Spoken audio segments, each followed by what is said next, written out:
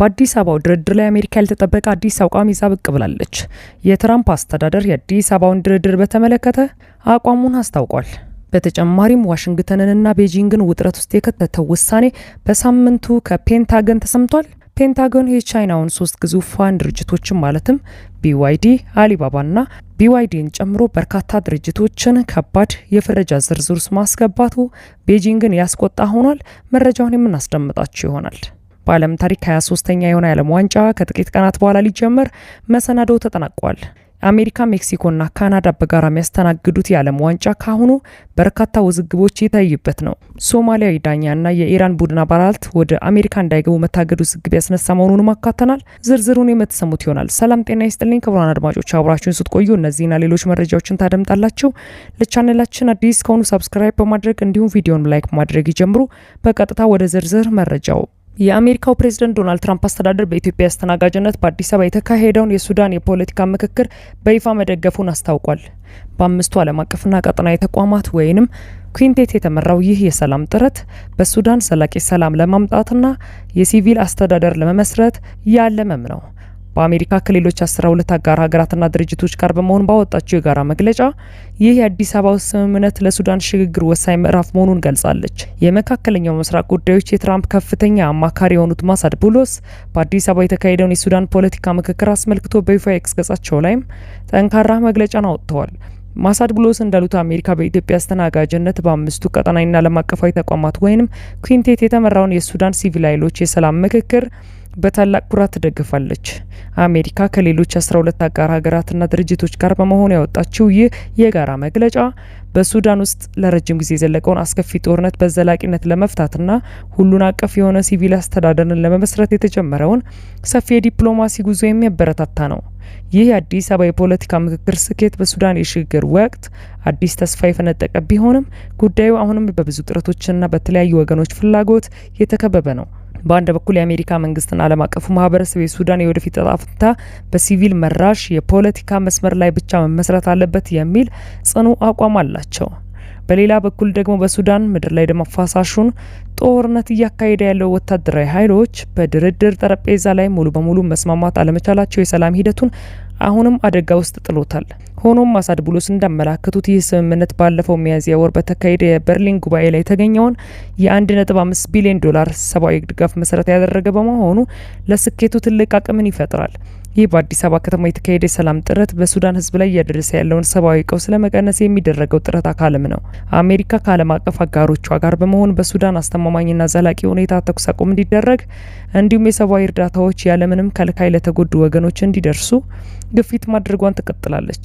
ማሳድ ቡሎስ በኤክስ ገጻቸው ላይ እንዳሰፈሩት አሜሪካ የሱዳንን ሉዓላዊነትና አንድነት የሚያከብር ግልጽና ታማኝ ሽግግር እንዲፈጠርም ለማድረግ ከዓለም አቀፍ አጋሮቿ ጋር በቁርጠኝነት እየሰራች ይገኛል።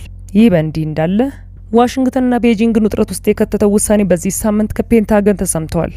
ስም ወደ ጦር ሚኒስቴር የተቀየረው ፔንታገን የቻይና 3 ግዙፍ ድርጅቶችን በፍረጃ ዝርዝር ውስጥ ማስገባቱ ቤጂንግን ያስቆጣ ሆኗል። ኢትዮጵያን ጨምሮ በዓለም ኤሌክትሪክ መኪና ገበያ ብልጫ እየያዘ ያለው BYD፣ የዓለማችን ግዙፉ የኦንላይን መገበያያ አሊባባ እንዲሁም የቻይና ጎግል የሚል ቅጽል ስም ያለው ባይዱ በፔንታገን ወታደራዊ ድርጅቶች ዝርዝር ውስጥ ተካተዋል። ቻይናን በዓለም ከሚያስጠሩ የንግድ ድርጅቶች መካከል ስማቸው የጎላው እነዚህ ተቋማት በፔንታገን ለቻይና መከላከያ የሚሰሩ በሚልም ነው የተፈረጁት። ጉዳዩ ከቤጂንግ ከፍተኛ ተቃውሞ የገጠመው ሲሆን መረጃ ይፋ በሆነ በሰዓታት ውስጥ በአሜሪካ የሚገኝ የቻይና ኤምባሲ ዋሽንግተንን የተሳሳተ ተግባሯን እንድታረምና የቻይና ኩባንያዎችን ለማግለል የምታደርገውን አሻጥር እንድታቆም ጠይቋል። የብሔራዊ ደህንነት ሀሳብን ከሚገባ በላይ የለጠጠ የቻይና ንግድ ድርጅቶችን ለመጉዳትና ለማግለል ያለመ እርምጃ ነው ሲልም በጽኑ ተቃውሞታል። ፔንታገን 3 የቻይና ድርጅቶች ወታደራዊ ተቋማት ሲል ዝርዝር ውስጥ ያስገባው በዚህ ሳምንት ሰኞ ዕለት ነበር።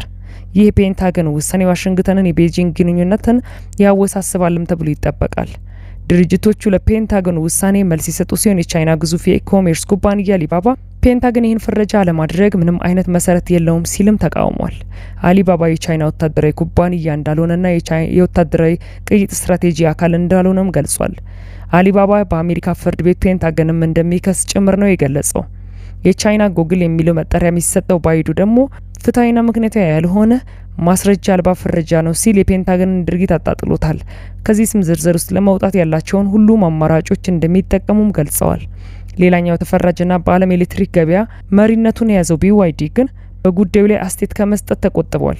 ፔንታገን ከቻይና መከላከያ ጋር የሚሰሩ ድርጅቶችን ስም ዝርዝር የመያዝ ልማድ ያለው ሲሆን እስከ ባለፈው ዓመት ማጠናቀቂያ ድረስ 134 የቻይና ኩባንያዎችን የወታደራዊ ተቋም አካላት ወይንም የወታደራዊ ሲቪክ ቅይጥ ናቸው ሲልም ፈርጇቸዋል።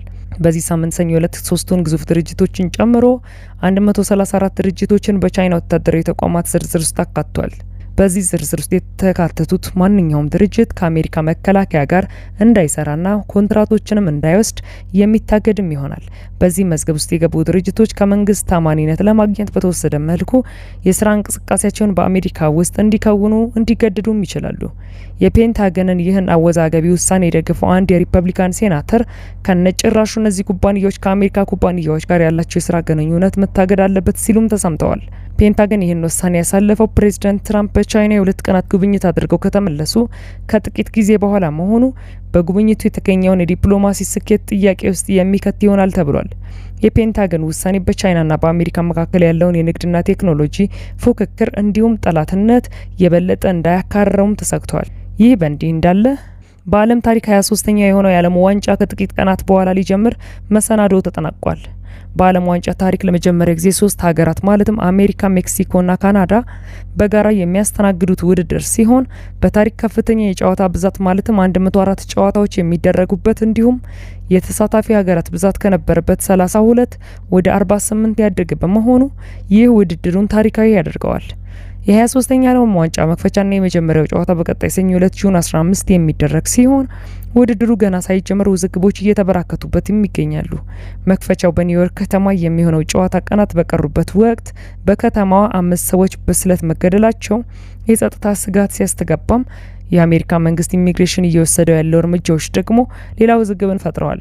ተጫዋቾች፣ ዳኞችና ደጋፊዎች ወደ አሜሪካ እንዳይገቡ የተጣለ እገዳ በሳምንቱ መነጋገሪያ ሆኗል። ከዚህ መካከል በዓለም ዋንጫ የመጀመሪያው ሶማሊያዊ ዳኛ ይሆናል ተብሎ ሲጠበቅ የነበረው ኦማር አልታን አሜሪካ እንዳይገባ መታገዱ በስፖርት ቤተሰብና በሶማሊያ መንግስት ዘንድ ተቃውሞ የተሰማበትም ሆኗል። በአውሮፓውያን 2025 የካፌ ዓመታዊ ምርጥ ዳኛ የተባለው ኦማር ማያሚ አውሮፕላን ማረፊያ ከደረሰ በኋላ ወደ አሜሪካ እንዳይገባ ሲከለከል ዳኛው ቱርክ የሚገኝ ሲሆን አሜሪካ ለመግባት ባለመቻሉ ከዓለም ዋንጫ ዳኞች ዝርዝር ውስጥ መውጣቱም ተረጋግጧል። ዳኛው ለምን ወደ አሜሪካ እንዳይገባ እንደታገደ ከአሜሪካ ባለስልጣናት የተሰጠ ማብራሪያ በትራምፕ ወደ አሜሪካ እንዳይገቡ በሀገራት ላይ የተጣለው እገዳ መሆኑንም ገልጸዋል። በሌላ አነጋገር ዳኛው ከሶማሊያ በመሆኑ መታገዱ ነው የተገለጸው። ሶማሊያ ዜጎቿ ወደ አሜሪካ እንዳይገቡ በትራምፕ አስተዳደር እገዳ ከተጣለባቸው ሀገራት መካከል ናት።